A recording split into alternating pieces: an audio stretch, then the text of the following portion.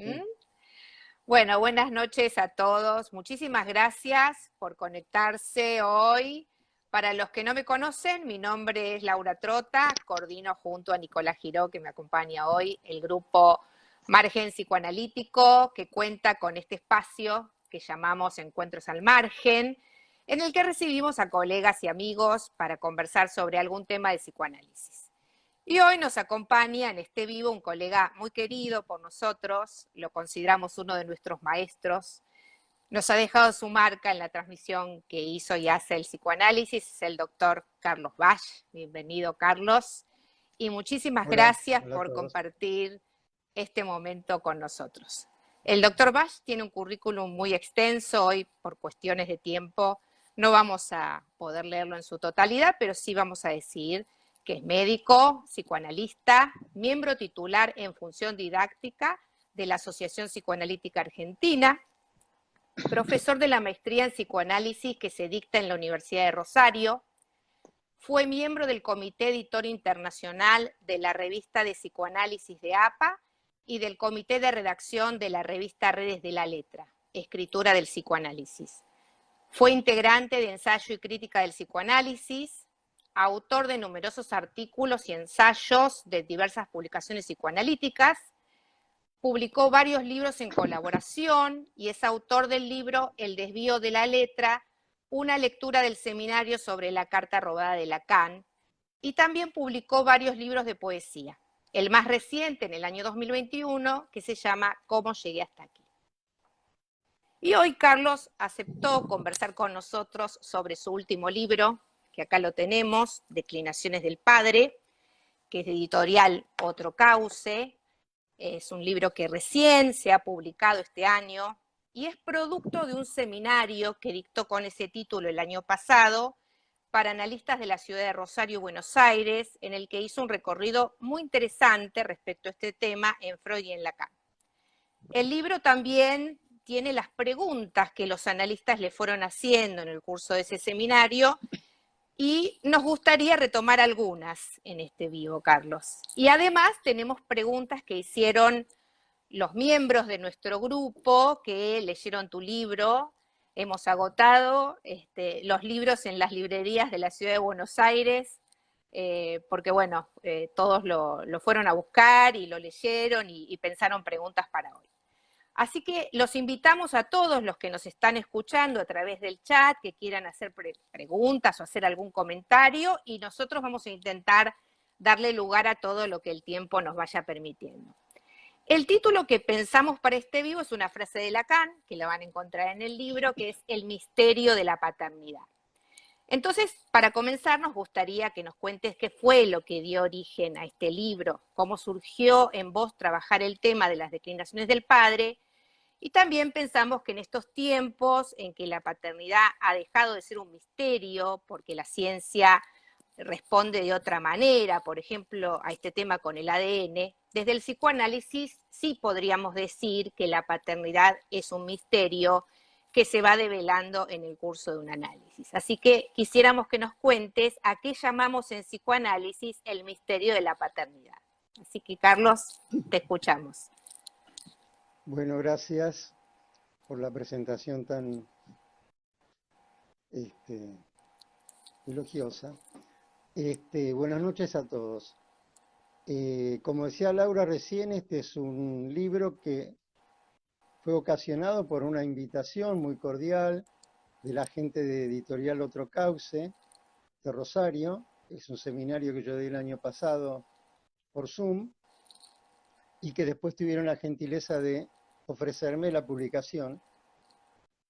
Y en verdad son temas que yo venía trabajando hace tiempo, por separado, pero que la posibilidad de este seminario, la posibilidad que me proporcionó este seminario fue irlos enlazando, hilando un poco más entre sí y encontrando un poco más sus nexos y la lógica interna que todo esto tiene.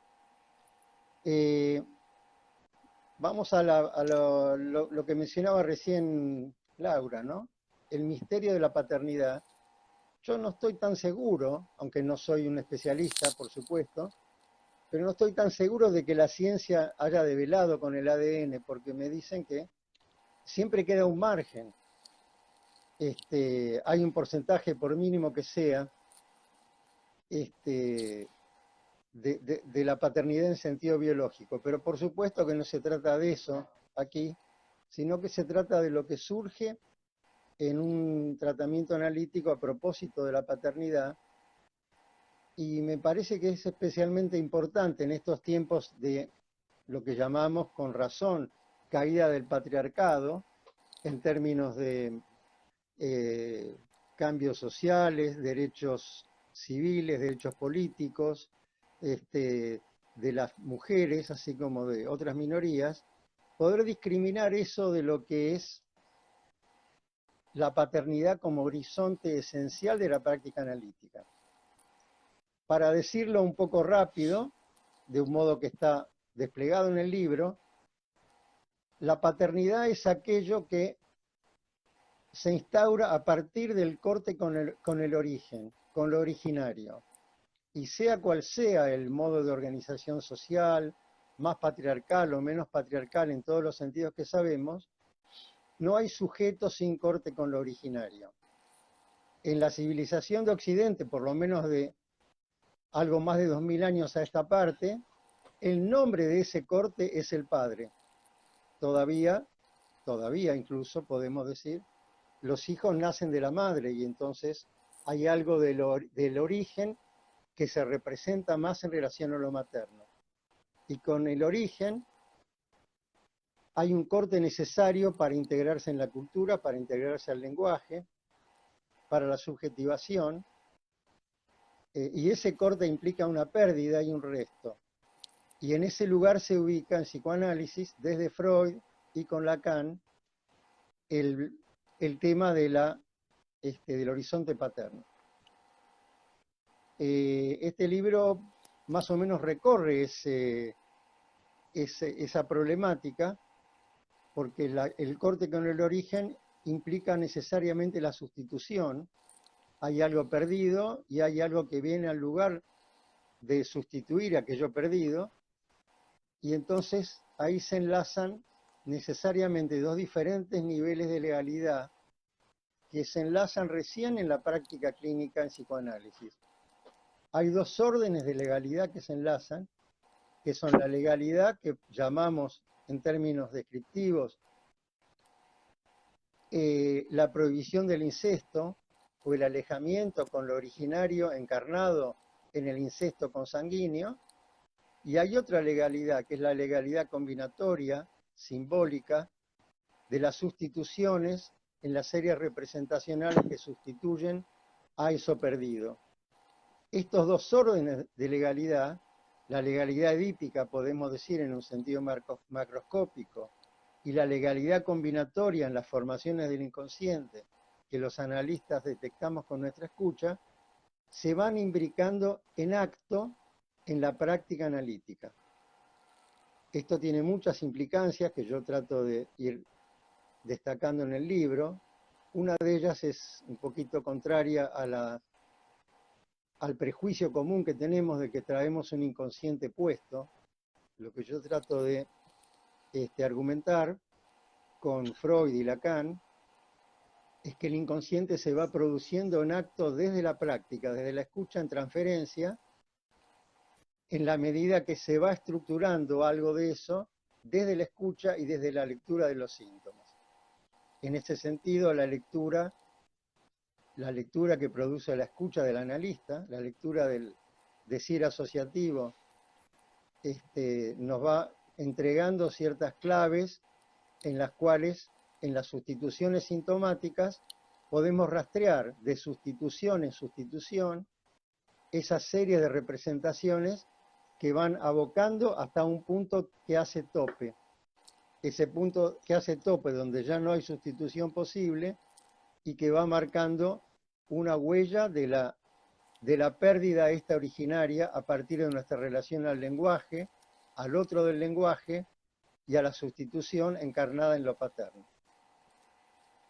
Bueno, hay muchos puntos a partir de acá que yo he trabajado en el libro, los que tuvieron la paciencia y la amabilidad de leerlo, y el aguante de leerlo, los tendrán presentes. A lo mejor vale la pena que pasemos a las preguntas. No sé, Laura, Mm. ¿cómo te Sí, sí. parece? Bueno, Nico, adelante con... Bueno, buenas noches a todos. Bueno, Carlos, es un gustazo que estés acá. Yo te quería felicitar por el libro y por sobre todo agradecerte, porque tras años de escucharte en un montón de referencias, de pronto aparecen acá volcadas en el libro, integradas, tamizadas por tus interpretaciones, y a mí me resulta un ordenamiento para la práctica. El tema es atinado, poder pensar el orden, la legalidad y las formas de tramitación en este tiempo. Y a mí lo que me gustó mucho del libro fue el planteo que traes de la posición ética también, de cómo pensar en lugar del analista. Cuando haces la referencia a los topes, cuando haces la referencia a los ordenamientos, a los límites de la interpretabilidad, y me parece a no confundir el analista, asumir el lugar de padre, entre otras cosas. Y bueno, hay una frase muy linda que quería rescatar porque me parece estimulante, que dice que delimita cierta inscripción y la expresión dice hacer posible lo posible. Después quizá la despliegues, pero me pareció que dentro de lo ético que ubicabas en los límites del análisis y poder respetar los topes, esa expresión era luminosa.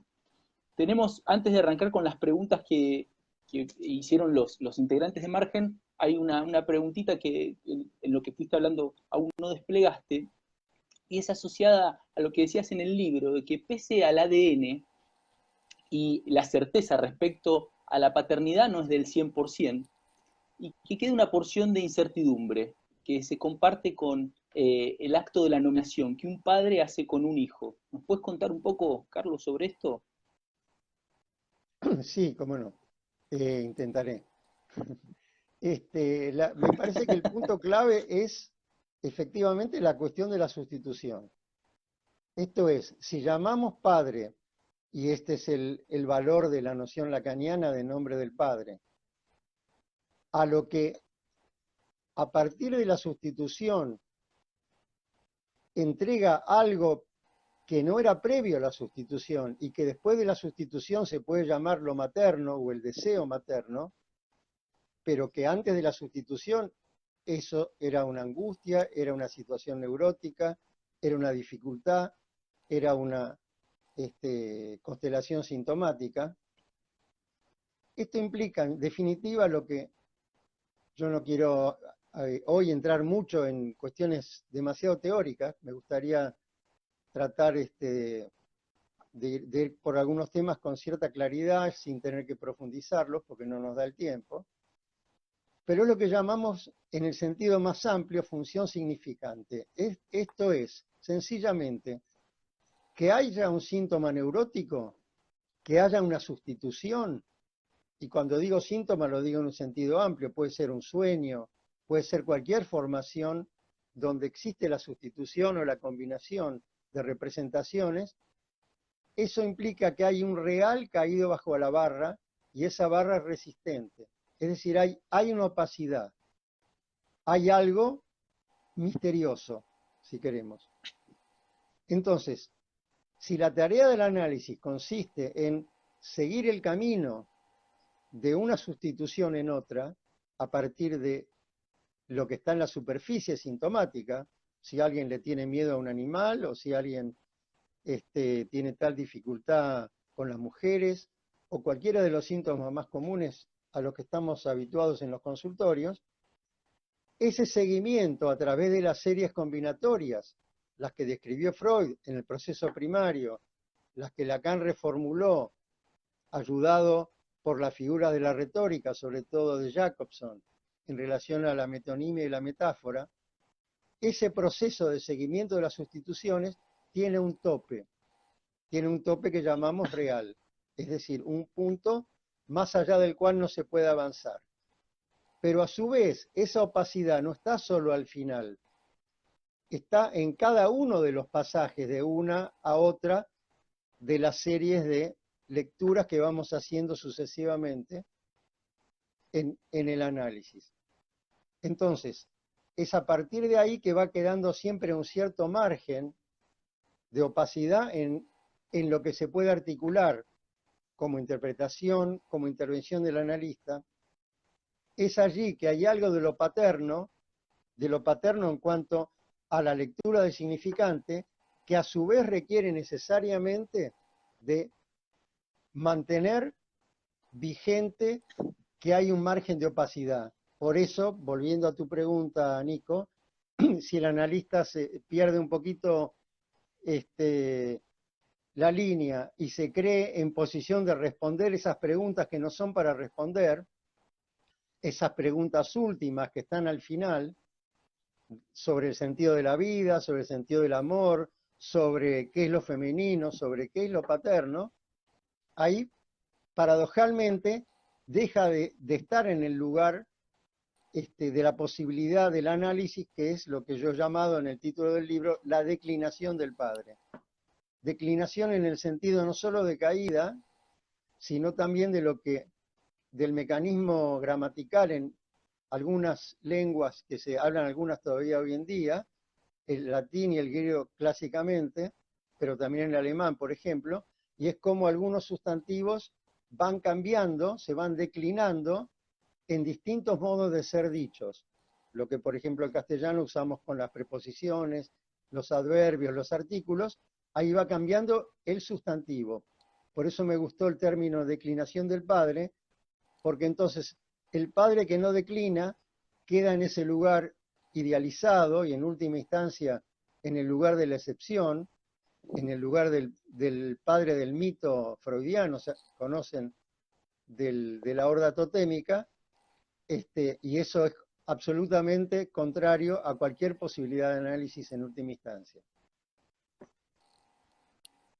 Me parece que esto tiene que ver con la pregunta tuya sobre la ética, ¿no? Y sobre no responder las preguntas sin dejar ese margen, sin dejar ese resto que finalmente es lo que hace causa al deseo.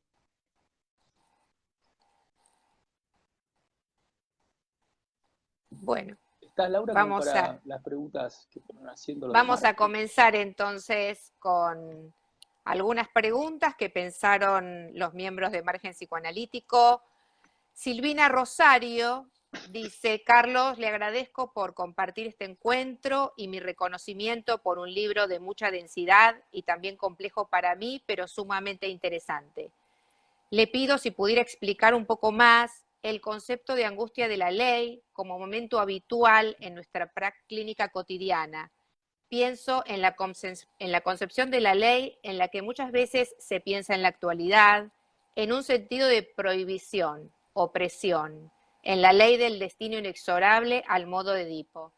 Me pregunto, ¿qué significa cuando hablas de una ley que deja un resto sin cubrir y si esto podría tener relación con una concepción de la ley que no está concebida para aplastar la vida, sino a veces para liberarla del peso de una ley terrible? Si pudieras explicarlo desde Antígona o desde alguna otra situación concreta. Muchas gracias. Bueno, Bueno, me da gusto esta pregunta porque quien la formuló, tuve la suerte de encontrarme con ella hace pocos días, me dijo que estaba leyendo el libro y bueno, ¿qué puedo decir?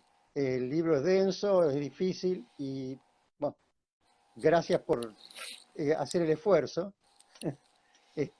Espero que haya valido la pena.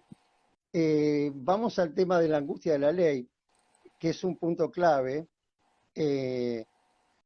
Los últimos 2 capítulos del libro yo los reservé para cierto seguimiento del problema de los distintos lugares del padre en sucesivas épocas de la cultura. Y esto tiene que ver con los modos de encarnación de la ley. Efectivamente, lo que tratamos de seguir es, a ver, voy a trazar muy rápidamente, aunque sea con un trazo grueso, ciertas equivalencias. Cuando hablamos de la ley, hablamos hace un ratito nomás de esas 2 vertientes. La imposibilidad, porque en realidad llamamos prohibición a una imposibilidad en última instancia, de saber por completo cuál es el lugar del sujeto en la otredad del lenguaje en la cual se constituyó, saber quién es el sujeto para el otro, en última instancia, quién era para esa madre y ese padre que lo trajeron al mundo, y eso lo encarnamos como, lo figuramos mejor como prohibición del incesto, y ahí hay una ley. Esto es imposible porque no es imposible irse a la cama con un pariente directo, consanguíneo, pero por más que esto pueda suceder, es imposible terminar de saber quién es uno en lo no sabido del otro respecto de uno. ¿Quién era uno cuando nació? ¿Quién iba a ser para los ideales de la madre? Esto es imposible. Esa imposibilidad entonces la llamamos, la ubicamos del lado de la ley de la prohibición del incesto. Hay otra ley, que es la ley de la combinatoria de las sustituciones. Como hay un imposible, ese imposible es causa de sustituciones. Se puede leer esto en perspectiva de los dos niveles freudianos de la represión, en la metapsicología. Pero en todo caso, la relación a los modos de esa ley, que es también la ley del significante, es la ley del padre, fue cambiando a través de las épocas. Y yo traté en el libro de ir situando, siquiera a grandes brochazos, algunos de esos cambios epocales. Un ejemplo es lo que vos citás de Antígona.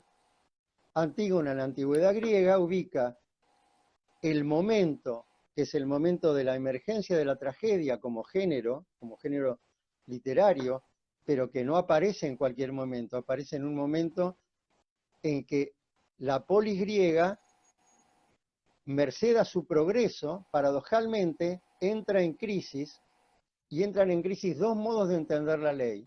El modo más universal, la ley vale para todos, y ese es el modo que Lacan llama en su seguimiento de Antígona, en el Seminario 7, la ley de la polis, la ley de la ciudad, la ley civil, la ley política.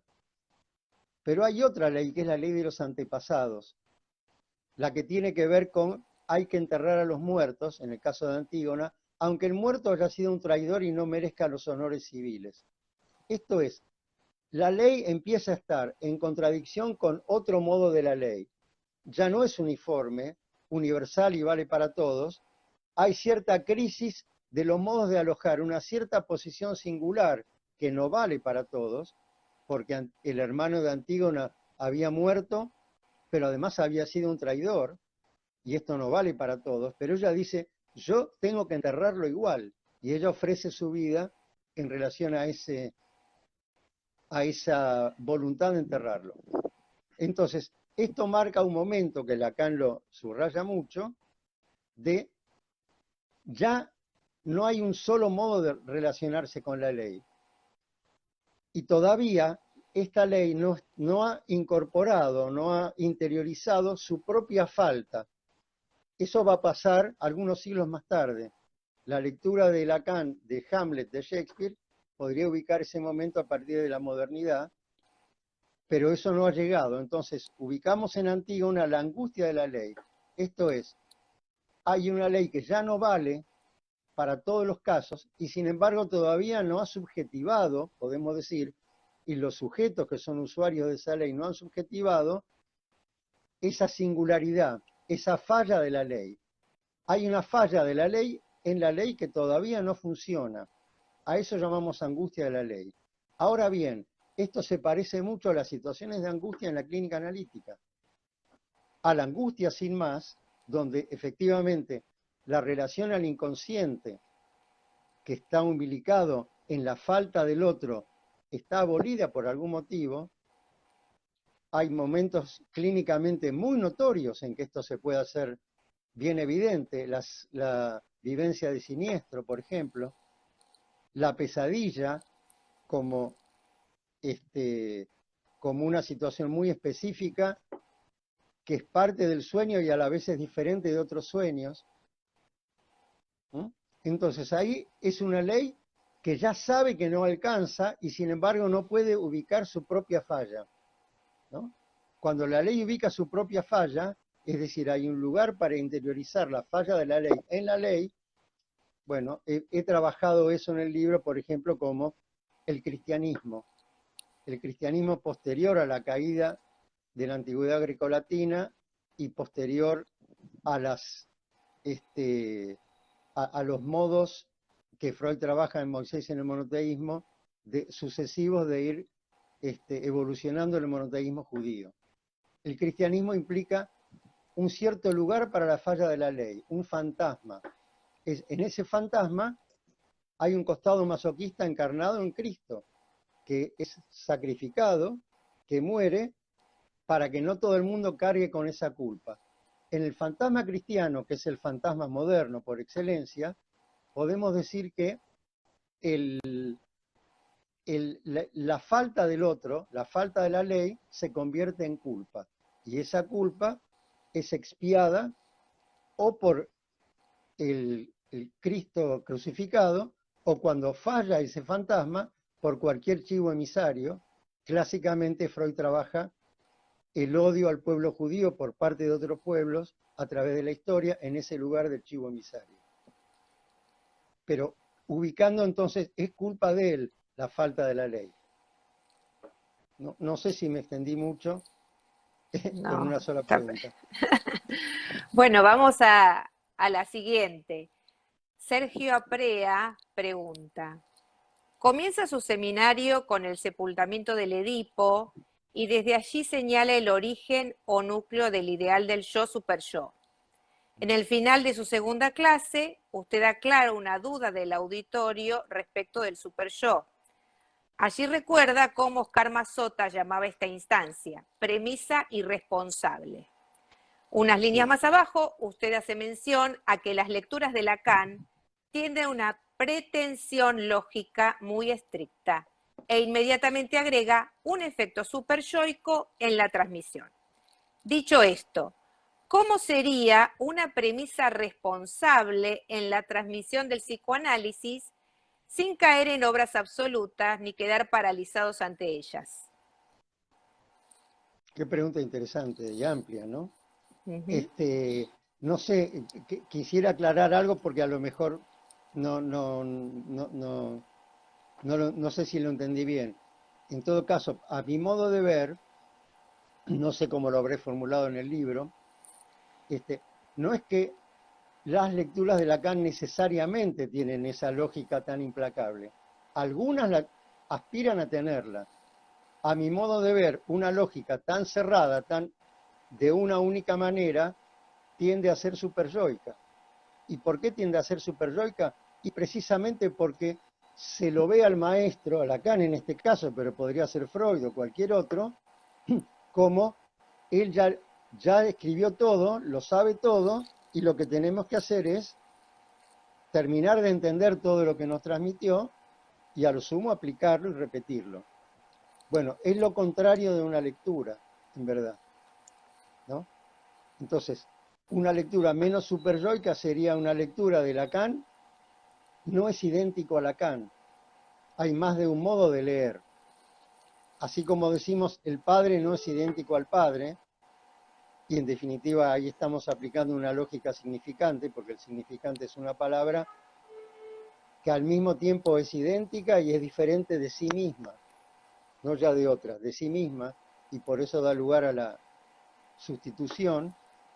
Bueno, en la lectura es preferible, si podemos, pero por supuesto esto es una performance de cada lectura, y viene seguramente en alguna relación a la experiencia de análisis de cada uno, de análisis personal, que es una experiencia de lectura. Entonces, esto nos permite leer de un modo, vamos a decir, un poquito más o menos abierto a Lacan, a Freud o al autor que sea, ¿no? O en cambio leerlo de una manera más dogmática, más cerrada y por lo tanto más superyoica, ante todo con nosotros mismos, ¿no? Bien. Seguimos, Nico, con preguntas. ¿Continúo? Sí. Dale, perfecto. Bueno, otra pregunta de integrante de Margen Psicoanalítico, se llama Liliana Colau, y bueno, te las voy a leer separadas. Dice así: ¿cómo opera el superyo en relación al significante del nombre del Padre, teniendo en cuenta que el superyo tiende a que todo sea posible y el significante del nombre del Padre está en el lugar de la sustitución metafórica? síntoma, es decir, donde el padre aparece en falta, a modo de genitivo subjetivo. ¿Cómo se produce el acotamiento al goce? ¿Esto puede producir declinación del padre?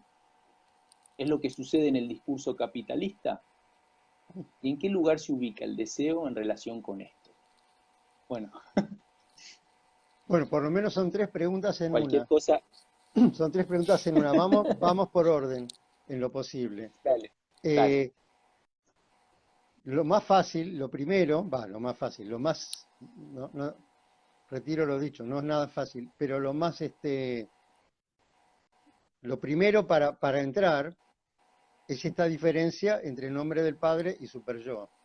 A lo mejor algunos tienen presentes el grafo del deseo en Lacan, donde efectivamente el superyo es una línea que,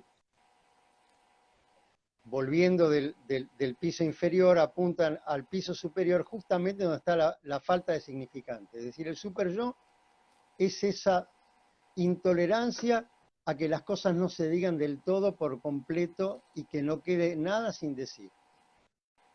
El significante del nombre del Padre, por de pronto, es un significante, es decir, es algo que quiere decir algo y otra cosa a la vez, como cualquier síntoma neurótico, como el caballo al que le tiene miedo Juanito, que es un caballo y es otra cosa que un caballo, ¿no es cierto? Entonces, en ese sentido diverge necesariamente del superyo. El superyo quiere que el caballo quiera decir una sola cosa. Esto parece muy elemental, en cierto modo lo es, y sin embargo es un principio importantísimo de la práctica. Es un principio fundamental de la práctica, porque a veces el analista tiene también una escucha un poco superyoica y no puede soltar que las cosas quieran decir lo que a él le pareció. ¿No? Había una segunda parte de la pregunta que era en relación a, Nico. Sí, ¿cómo se produce el acotamiento de goce? Lo del acotamiento de goce. Claro, eso ya viene dicho. La pregunta tiene un cierto doblez. ¿Hay tal cosa como acotamiento de goce? Y yo creo que en cierto modo sí, pero no es algo que se produce porque primero hay un goce positivo, sustancial, y la intervención en análisis acota el goce. Por extraño que les parezca o que les suene, yo tengo que decirles que a mi modo de ver no es así. Cuando hay una intervención analítica, otra vez, pongamos por ejemplo el caballo de Juanito, y se abre que ahí el caballo era más que un caballo, al que se le tiene miedo, en ese momento, si algo de esa intervención tiene efecto, esa o cualquier otra, entonces podemos decir que hay una pérdida de goce. Pero ese es el goce que había antes de la intervención, pero recién ahora podemos decir que lo había, es decir, hay una torsión temporal. No podemos pensar que hay un goce primero, después viene la intervención y se acotó el goce. Podemos decir, había habido un goce posteriormente a los efectos de una intervención, lo que viene a continuación, en nuevas ocurrencias y por supuesto en lo que suceda en la transferencia y lo que suceda con ese síntoma, entonces hay una caída de goce, pero esa caída de goce, vuelvo a repetir, es consustancial a la intervención. No había un goce anterior, sino que la intervención hace que haya habido, que lo haya habido. Un poco al modo de lo que decimos de la sustitución del nombre del padre, sustituyendo a un deseo de la madre que no preexistía a la sustitución. Como vemos, el goce queda del nombre del llamado deseo de la madre en esto. Veo acá, leo Otra de la en misma pantalla colega. una intervención, perdón, estoy usurpando, Sí, una Dale, por intervención favor. de Daniel Rubinstein, que es un colega mío muy cercano, que dice la represión viene del futuro, dice Lacan. Esto viene del futuro, es decir, una vez que se produce la intervención, entonces había habido allí un goce, había habido allí esto que previo a la intervención no había habido. incluso yo lo digo en el libro del inconsciente mismo. El paciente llega el primer día de análisis con una cantidad de síntomas y el último día que podemos imaginar, después de terminar, se va con un inconsciente. No es que todo el tiempo estaban los dos planos. El inconsciente se hace en acto desde la intervención. Y esto pone en juego entonces esa temporalidad particular. Perdón, Nico, tenés otra pregunta. Bueno, leo una más sobre el Super Yo y pasamos después hay otra sobre el duelo. ¿Te parece, Laura? Sí, ¿Estamos bien perdón, con el tiempo? Sí, sí. habría algo también sobre el discurso capitalista. No quiero dejar de decir que es Sí, todo un gran tema en el que no me voy a meter. Yo creo que no lo menciono en el libro, creo, pero solamente voy a decir el discurso capitalista, estrictamente hablando, no es un discurso. Es el llamado discurso capitalista. ¿Por qué? Porque los discursos en Lacan implican una rotación de lugares y justamente esa rotación de lugares es posible porque hay un lugar vacante siempre. Es decir, implican cierta pérdida de goce. Y el discurso capitalista es el modo como Lacan escribe un cierto artefacto de la época en el que no habría pérdida de goce, porque los objetos de consumo vendrían a obturar esto. Quiero decir solamente un punto de vista mío, yo me hago responsable de lo que digo, no se lo achaco ni a Lacan ni a nadie. Para mí el discurso capitalista es un fantasma neurótico, muy ayudado por condiciones epocales, pero es un fantasma. Cuando alguien empieza a hablar en una sesión de análisis, o no hay nada que hacer, o si hay algo que hacer, se terminó el discurso capitalista. Hay discurso analizante y discurso del analista. Pero todo esto sería para ampliarlo, por bien. supuesto, y no tenemos tiempo, pero no quería dejar de decirlo. Bueno, vamos con otra sobre el Super Yo y el nombre del padre. Dice así: ¿qué implicancia tiene el significante, el nombre del padre, en relación a la lucha entre Super Yo y deseo, teniendo en cuenta que no existe deseo sin Super Yo, ni Super Yo sin deseo? Extiendo un poquito, si te parece. Dice así: ¿la que corta el hilo termina esa lucha y triunfa? ¿Es la muerte? Si ninguno de los dos gana, ¿solo se obtienen modificaciones en transferencia? Bueno, sí, de Y acuerdo, agrega una pero cosita más sí. para, dale, que dice, ¿cómo No, agujereamos el super yo? no, si se obtienen modificaciones en transferencia, alguno de los dos, no digo que gana definitivamente, pero alguno de los dos cambia las posiciones relativas, cambia la relación de fuerzas. Esto tiene que ver con la concepción que tenemos del análisis, incluso del fin de análisis, que no es algo rutilante donde el ganador ganó y la neurosis no existe más. Pero sin duda un análisis sirve para cambiar esa relación de fuerza y, como decía Freud, para que sea posible un poquito más de trabajo y disfrute, ¿no? Trabajar y disfrutar en la vida, y eso es un terreno ganado a la neurosis.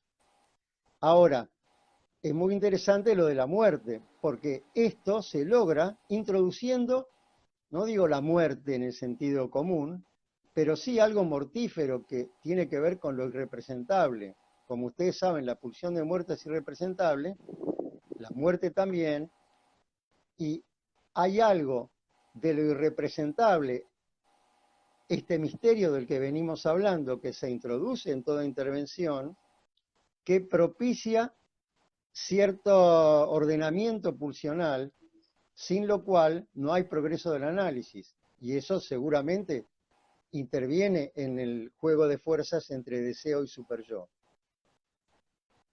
Perdón por decirlo muy rápido y muy No, esquemático. está adaptado, no vamos a ser super yoicos de que tiene que lograrse todo. No, porque Acá Patricia además, Marcone, como se tomaron el trabajo de leer el libro, seguramente van a poder, bueno, introducirse en el libro y a lo mejor mejorar, como decía yo, ¿no? Con su lectura, darle alguna vuelta más a la cosa o llevarlo un poquito más lejos, o estar de acuerdo o no estar de acuerdo, en fin. Pero por lo menos ahí está un poco más desplegado. Esto de la bien, negatividad acá en tenemos una la pregunta, intervención.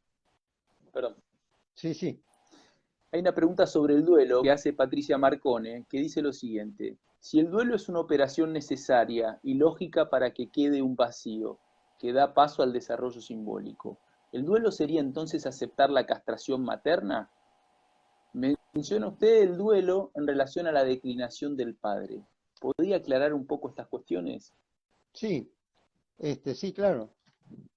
La declinación del padre es un duelo, pero es un duelo que a su vez es condición de los duelos ulteriores. Yo lo marcaba en relación al naufragio del complejo de Edipo, ¿no? Que implica la caída de ideales, y el principal ideal no es el padre, es lo que uno suponía ser para el otro, particularmente en el momento de la crisis edípica para el otro materno. En ese sentido la pregunta está bien orientada. Hay un duelo por la castración en la madre, pero la castración en la madre implica yo no era el falo, no se trata de la madre, se trata del falo que uno, no digo no es, porque nunca es en tiempo presente, por lo que dijimos antes.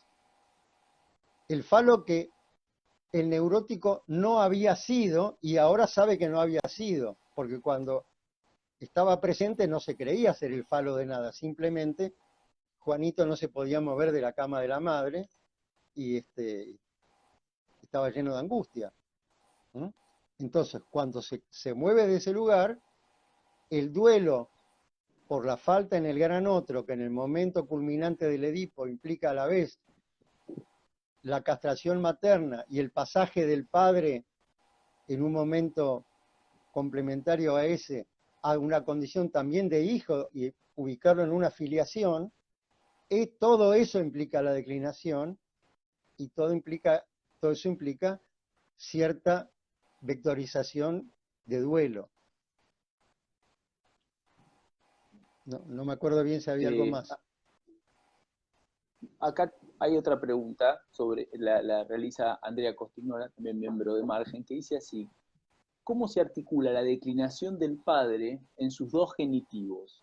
Falta el padre, en tanto ausencia o insuficiencia, y el padre está en falta estructural, con la sintomatología de nuestra época, a saber, ataques de angustia ante lo incierto, ansiedad, depresión, suponiendo que el duelo es inherente a esa declinación. Sí, si no entiendo mal, la pregunta apunta a si no hay un duelo en la época, ¿no? La declinación de la época. Claro que la época viene de hace algunos siglos, ¿no? En el libro yo menciono la frase de Nietzsche, Dios ha muerto, que es de hace un siglo y medio, ¿no? 1870 y algo. Entonces, efectivamente, la modernidad implica un cierto duelo, por lo que no es fácil decir si alguna vez fue o no fue, pero siempre desde el duelo se idealiza lo anterior cuando algo no se había perdido. Entonces podemos idealizar, qué sé yo, el padre de las novelas de caballería. No sé si alguna vez existió así o no. En todo caso, ahora seguro que no. El padre no es un caballero que va a las cruzadas, o que se bate a duelo en general. Pero, pero bueno, estamos hablando sobre ese horizonte de lo que trae cada neurótico al análisis. Yo no puedo con mi genio y estoy viendo una pregunta de Alberto Conde en la pantalla, que dice: nunca se trabaja en transferencia sobre el superyo, es una batalla perdida, hay que trabajar sobre el yo, señores, abrazo. Bueno, devuelvo el abrazo y digo: no se trabaja sobre el yo, tampoco se trabaja sobre el superyo, por supuesto. No se puede trabajar sobre el superyo. No es que sea una batalla perdida, no es una batalla posible. No hay batalla. Se trabaja sobre los retornos de lo reprimido, se trabaja sobre el deseo y los efectos sobre el superyo son por añadidura. Claro que tampoco se trabaja sobre el yo, esa batalla sí que está perdida. Encima, bueno, con todas las acechanzas de la época de, no sé, de Just Do It, ¿no? O cualquiera de sus eh, cosas que están por todos lados en la cultura, apuntalando al yo que igual nunca se sabe bien lo que es, ¿no? El paciente que viene a análisis tiene derecho a que trabajemos sobre el sujeto de un deseo.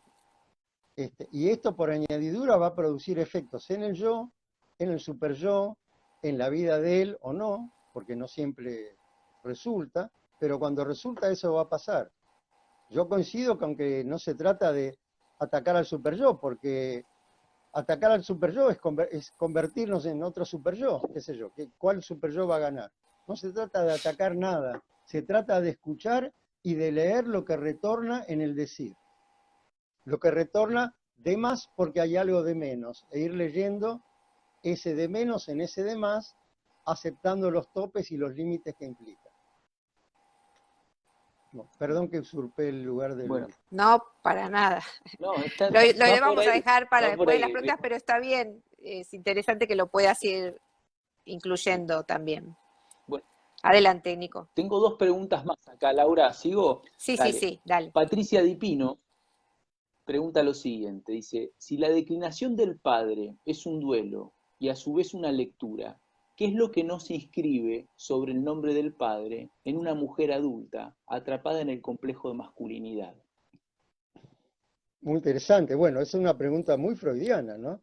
Ustedes saben, el complejo de masculinidad es una categoría freudiana, y podemos suponer, si hacemos el esfuerzo de despejar todos los agregados epocales, porque se pueden despejar, y créanme que sin entrar en la discusión del feminismo, de los cambios socioculturales, políticos, de derechos civiles, etcétera, el complejo de masculinidad es una categoría clínica. Bien, entonces, cuando está, tal vez sea una categoría clínica en los hombres también, ¿eh? Por supuesto que no del mismo modo que en una mujer, pero la masculinidad como enarbolada, la masculinidad mostrativa, la masculinidad que hay que demostrar, habitualmente es sintomática, y que es un problema, no lo digo desde una opinión, lo digo desde hace sufrir a quien lo experimenta, porque si no trajera malestar a quien lo porta, ¿quién puede decir eso está mal, eso está bien? No estamos para eso. Como analistas estamos para escuchar al que viene y decir, yo la paso mal, yo tengo angustia, yo tengo cosas que me complican la vida, algo me pasa.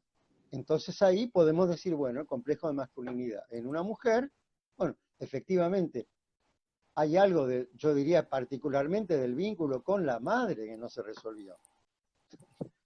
No especialmente con el padre, pero claro, ahí ya estamos en un terreno un poquito amplio, ¿no? Porque, como sabemos, es caso por caso. Pero recordemos a Freud que, a propósito de la relación de la niña con la madre, decía que tiene un recorrido más complicado para deshacerse de algo que la tiene muy agarrada, y que ese camino tiene más sustituciones que el caso del varón, que se aleja de la madre y sustituye por otra mujer. Acá la niña se aleja de la madre, primero la sustituye, si puede, por el padre, y después por otro.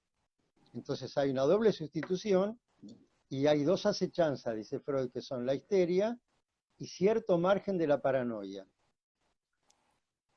Dejo esto lo dejo flotando, ¿no?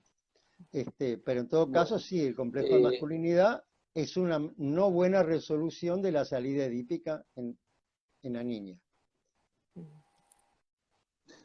bueno, en estas dos últimas vertientes que abriste, hay una pregunta que hace Teresita Benítez que puede llegar a encajar, que dice lo siguiente. ¿Qué diferencia hay entre la declinación del nombre del padre y la forclusión del nombre del padre? Bueno, a esta altura, bueno, yo no hablé de forclusión, pero quisiera creer que está claro que hay muchas diferencias. Digamos, de un modo muy elemental, la forclusión del nombre del padre es algo de la falta del otro no se inscribe, ¿verdad? Es una cierta abolición de la inscripción de una falta. Se ha arrimado, porque no es exactamente lo mismo, no es una traducción, pero se ha arrimado el término lacaniano forclusión al término freudiano Verwerfung, que se suele traducir como abolición simbólica o repudio, según las traducciones.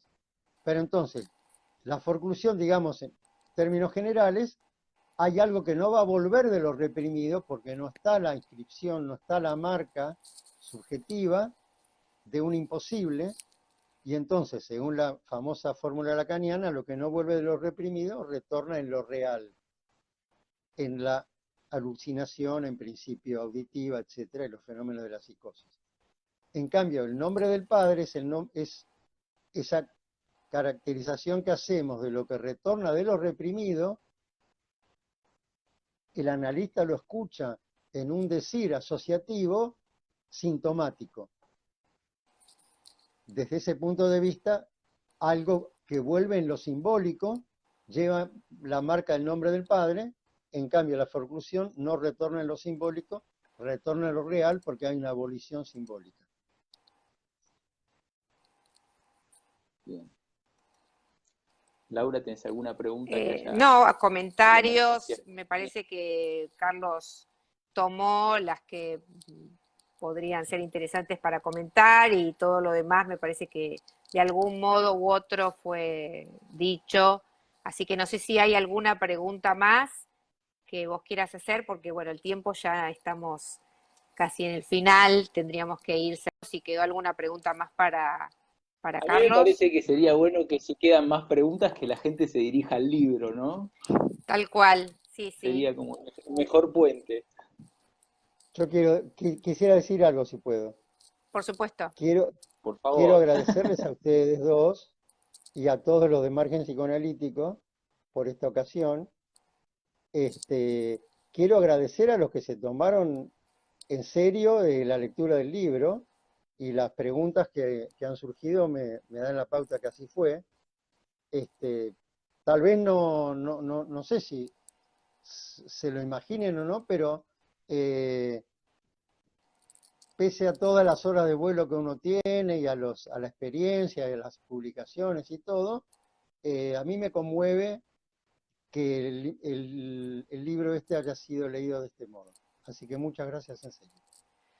Bueno, muchísimas gracias, Carlos, por haber aceptado esta invitación. Para nosotros es un honor que el libro se haya presentado de algún modo en este espacio y les agradecemos a todos los que estuvieron hoy presentes.